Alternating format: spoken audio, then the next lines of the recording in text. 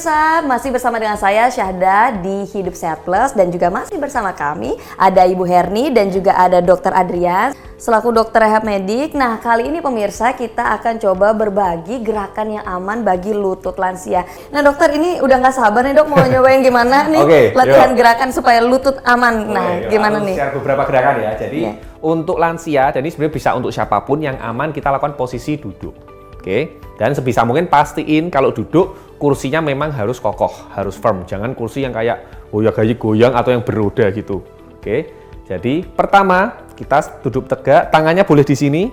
Ya, kita lakukan namanya hip flexor strengthening. Jadi lututnya naik ke atas, badan tetap tegak, boleh dicoba bareng-bareng. Ya, terus turun lagi. Oke, gantian kanan, turun lagi. Ini untuk nguatin otot panggulnya. Ya, bisa dilakuin buat lansia 10-15 kali. Oke, waktu di atasnya bisa ditahan 3-5 hitungan. Dan badannya harus tetap tegak. Harus tetap tegak. Kerasa Bu? Agak berat di sininya? Iya. Ya, ini untuk pelatihan otot panggulnya. Terus berikutnya yang kedua, nah otot betis. Otot betis itu sebenarnya ada dua. Ada otot betis yang luar sama yang dalam. Ya, otot betis dalam namanya soleus, itu yang mau kita latih soalnya banyak orang yang kelupaan ngelatih.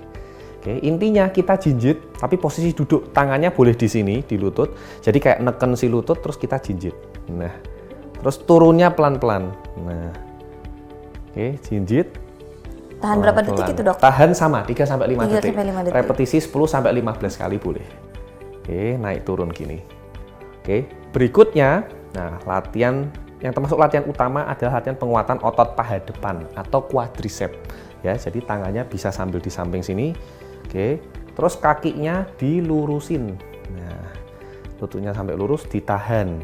Bisa minimal 5-10 hitungan. Kerasa di sininya kayak tegang, ya kan?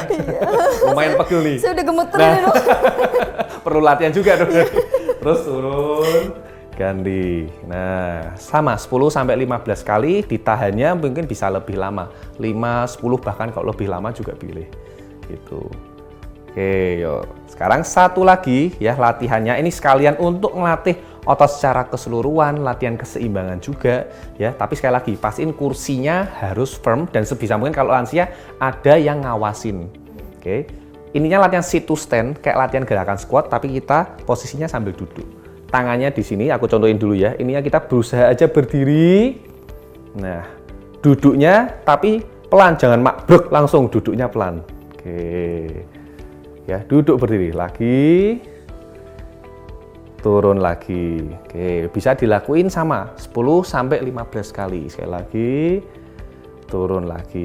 Oke, gitu. Ya, tapi yang penting juga kalau pada lansia harus tanya, tadi selama latihan ada yang sakit nggak Bu? Nah, ada yang ini. Nah, kalau ada yang sakit, ya selama latihan jangan dipaksa gerakannya. Ya, jadi dilakuin gerakan yang nggak bikin sakit. Itu dia.